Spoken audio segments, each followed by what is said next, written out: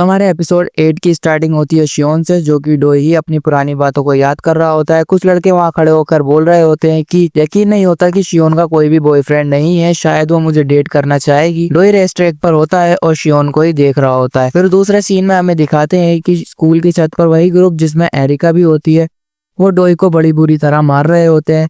जब भी वहाँ पर शियोन अपनी दो फ्रेंड्स के साथ आ जाती है और डोई को पिटते हुए देखती है, उसकी एक फ्रेंड कहती है कि शियोन हमें यहाँ से चले जाना चाहिए, लेकिन शियोन कहती है कि हम यहाँ से क्यों जाए, किसे फर्क पड़ता है, मैं तो यहीं खाना चाहती हूँ। शियोन वहाँ बैठकर काफी मजे करती है डोई को पिटता हुआ देखकर। फिर हमें प्रेजेंट का सीन दिखाया जाता है जिसमें कि डोई कुन स्कूल की छत पर ही बैठा होता है। जब भी वहाँ शियोन आ जाती है और डोई से कहती है कि डोई कुन बहुत समय बाद मिले है ना, फिर वो एकदम से डोई कुन का हाथ पकड़कर बोलती है प्लीज मेरी मदद करो, हम दोस्त नहीं पर एक क्लासमेट तो थे। डोई कुन शियोन से कहता है क्या उन्होंने तुम्हें इसी स्कूल के बारे में बताया? डोई कहता है तो अब जल्दी से नंगी हो जाओ। शियोन कहती है डोई कुन तुम ये क्या कह रहे हो, तुम मजाक कर रहे हो है ना। डोई कुन वहाँ से हाँ बोलकर जाने लगता है। शियोन उसे रोकती है बट डोई कहता है कि तुमने मेरे साथ जो किया तुम मुझसे ये कैसे उम्मीद कर सकती हो कि मैं तुम्हारी मदद करूंगा। इतना बोलकर डोई कुन वहाँ से चला जाता है। फिर हमें स्कूल हॉलवे का सीन दिखाते हैं जिसमें कि इचिजो और शुनका बातें कर रही होती है। जब भी वहाँ पर शियोन आ जाती है और उन दोनों से कहती है कि मुझे तुम्हारी मदद चाहिए, क्या तुम मुझे बता सकती हो डोई कुन के बारे में, जैसे कि उसकी पसंद और नापसंद। शुनका उससे कहती है कि तुम हमसे क्यों पूछ रही हो। शियोन कहती है कि करेन ने मुझे कहा है तुमसे पूछने के लिए।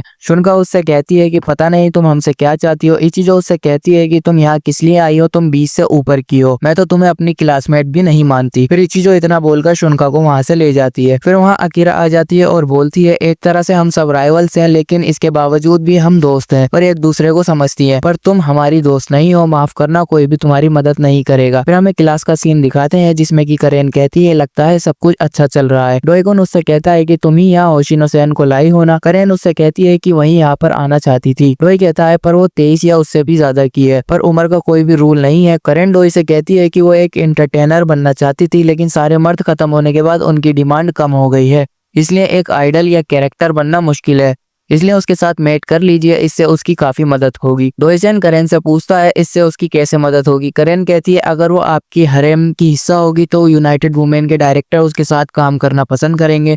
डोई कहता है लेकिन वो मुझे पसंद नहीं करती, वो बस अपने काम के लिए ऐसा कर रही है, मैं किसी पर जबरदस्ती करके मजे नहीं कर सकता।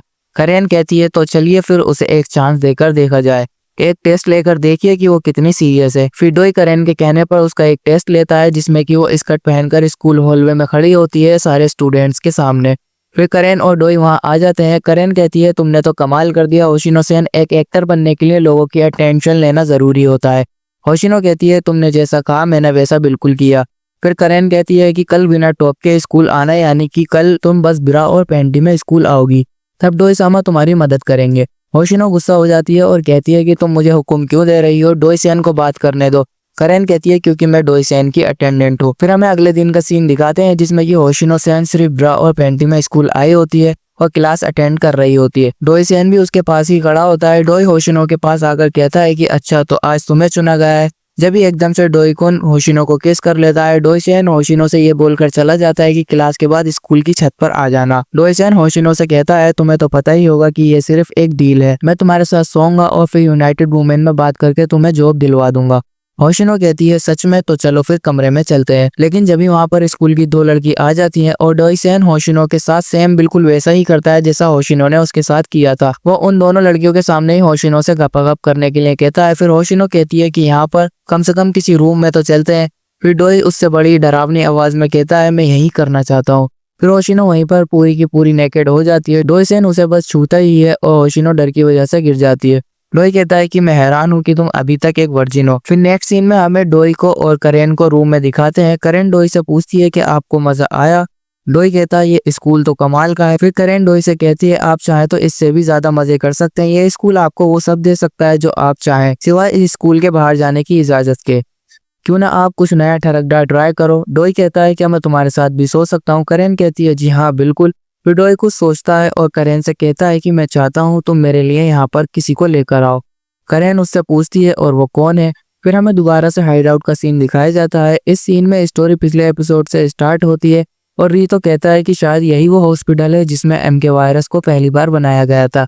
अकाने कहती है कि ये तुम क्या कह रहे हो। रीतो कहता है अगर ये MK वायरस इंसानों ने ही बनाया है तो शायद हमें इसके बारे में इसलिए ही पता नहीं लगा क्योंकि इसकी शुरुआत हॉस्पिटल से हुई थी। अकाने कहती है अगर हम वहाँ फिर से चेक करते हैं तो शायद हमें कुछ मिल सकता है। फिर से हमें स्कूल का सीन दिखाते हैं जिसमें कि डोइसेन नर्स के रूम में नर्स के कहने पर सारी लड़कियों के संतरे नाप रहा होता है। अकीरा के संतरे 92 सेंटीमीटर के होते हैं। नर्स कहती है कि पिछले साल से 2 सेंटीमीटर बढ़ गए हैं। फिर डोइसेन अकीरा की कमर नापता है। अकीरा की कमर 63 सेंटीमीटर होती है।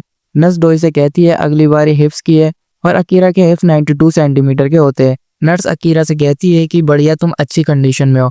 फिर नर्स डोई से कहती है कि इस साल काम काफी आसान हो गया क्योंकि तुम मेरी मदद कर रहे हो। डोई कहता है मजाक मत करो, आप मुझसे ये काम इसलिए करवा रही हो ताकि मैं लड़कियों को छू सकूं और उनका शेप समझ सकूं। तो नर्स उससे कहती है कि तुम काफी होशियार हो, जैसा कि करेन ने मुझे बताया था। फिर हमें नेक्स्ट सीन में करेन को और डोई को स्कूल हॉल में दिखाते हैं। करेन डोई से कहती है माफ करना, आपने जो मुझसे मंगवाया था उसे लाने में थोड़ा समय लग गया। डोई कहता है नहीं, ऐसी बात नहीं है, तुमने मेरी सोच से जल्दी काम कर दिया। फिर हमें दिखाते हैं कि जो डोई ने करेन से मंगवाया होता है वो और कोई नहीं बल्कि वही बंदी एरिका होती है जो उसको परेशान करती थी। उसके हाथों और गले में चेन्स डली होती हैं और करेन बताती है एरिका को पैसे कमाने में दिक्कत हो रही थी, इसलिए वो पार्ट टाइम जेनिटर का काम कर रही थी, लेकिन अब तो ये बंदी यहाँ पर वॉशरूम साफ कर रही है। डोई कहता है एरिका, बड़े दिनों बाद मिले। एरिका डोई को वही पुराने नाम से बुलाकर कहती है डो जी, ये तू सही नहीं कर रहा है, मैं तुझे छोड़ूंगी नहीं। जब भी करेन एरिका को बोलती है एरिका तुम्हें अपनी औकात पता है ना।